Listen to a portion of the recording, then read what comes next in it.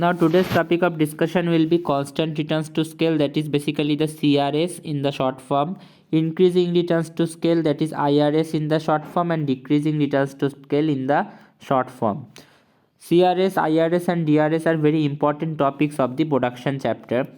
Now what is constant returns to scale? Constant returns to scale means if you increase the input in T proportion, then the output will also increase in T proportion. So that means if you increase the input in T proportion, the output will also increase in T proportion. What it actually means? It means suppose you have increased the labor, that is a factor of production, into 5 units, that will lead to 5 unit increase in your production. That kind of that is basically not appropriate, but this can be an example that you can take to understand this theory. If you have increased 5 unit of labor, that is actually resulting into increase of 5 unit of output in your production. As a farm, suppose you have hired you have invested 5 unit of suppose 50 unit of labor. So 50 labor or 50 laborers will result to increase in 50 unit of output. It can be also true for capital. So this is the constant returns to scale. Increase the input in T proportion will lead to increase in the production or increase in the output by T proportion. Input increased by T proportion, output also increased by T proportion. But if you increase the output in T proportion if you increase the input at T proportion and the output has increased in more than T proportion, greater than T proportion, then it will not be constant returns to scale. Then it will become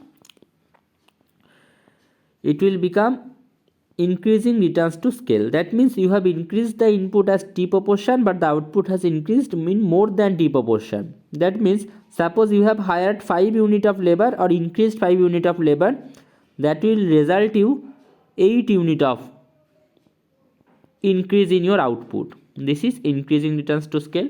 In case of decreasing returns to scale, suppose you have acquired the input in T proportion or increase the input in T proportion, it will result you less.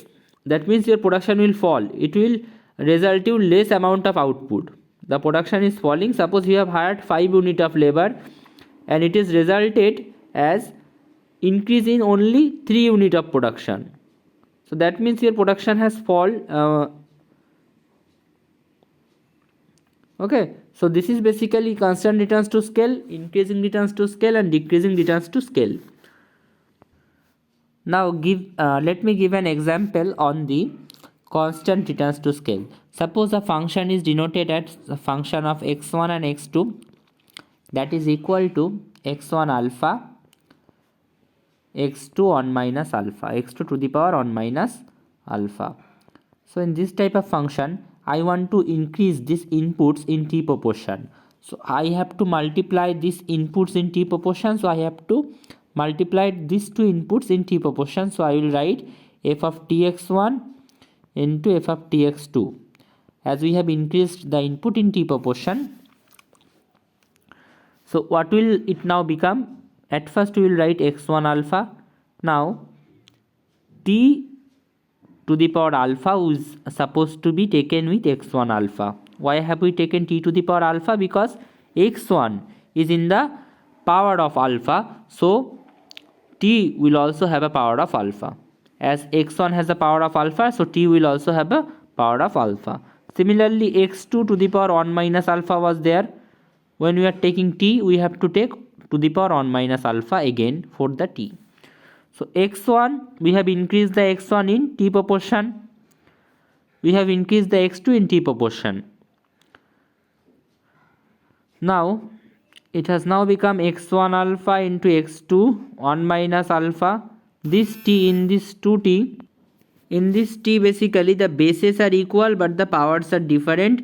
So we have to take the base only and add the powers, that is alpha plus 1 minus alpha. So alpha and alpha will cut. We will only have x1 alpha x2 to the power 1 minus alpha into t to the power 1, and to the power 1 is only t. So basically what we have done here, we have observed that when we have increased the inputs, both the inputs x1 and x2 in t proportion, we have obtained that the output is also increasing at t proportion. Because what was the function before? The function was before x1 alpha to the power x1 to the power alpha into x2 to the power 1 minus alpha. Now we have a t multiplied with that same thing, so that means the output has increased by t proportion. When the inputs are increased by t proportion, output has also increased by t proportion. So that is the example of constant returns to scale.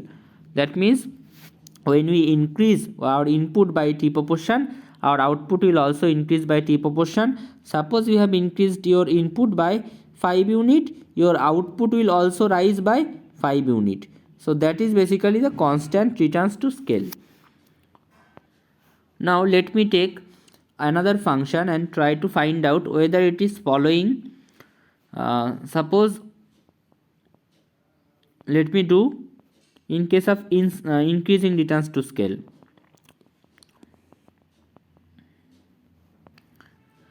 So in case of increasing returns to scale, what will happen here? Suppose there is a production function, that is y is equal to x1 square into x2 to the power cube, x2 to x2 cube. Now at first we have to increase it by t proportion. That means the entire function is supposed to be multiplied by t proportion.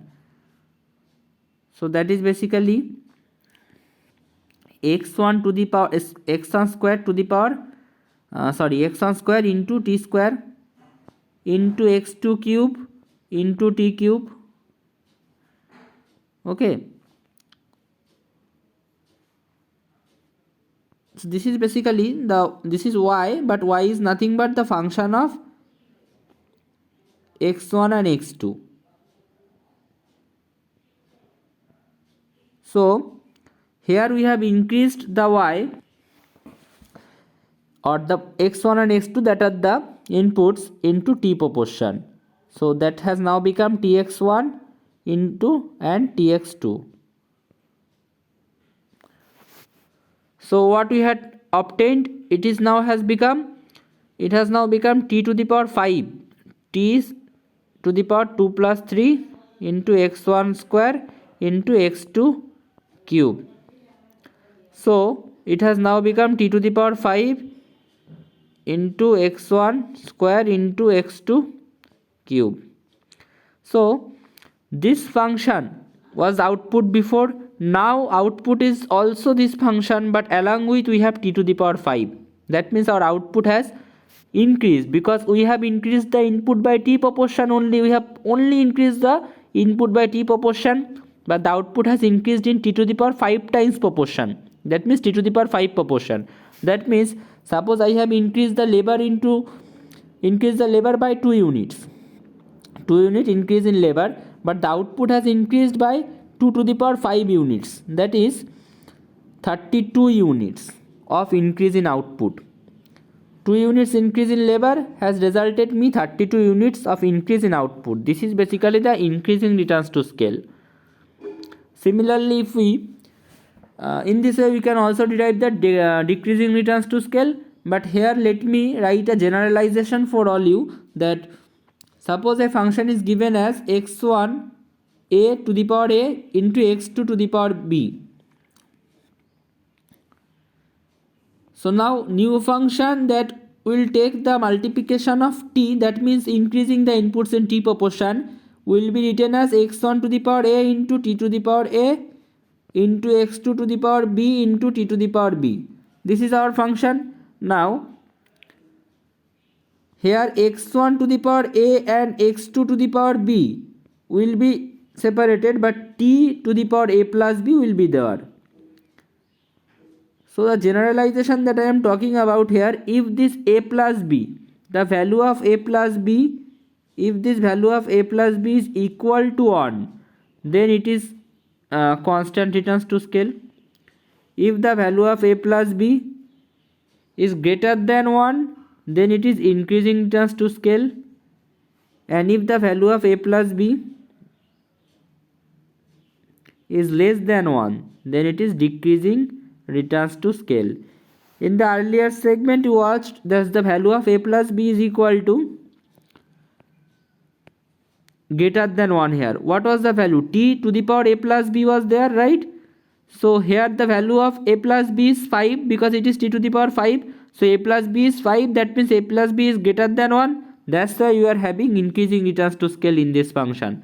Similarly, in the constant returns to scale, we only used to have the t as the value.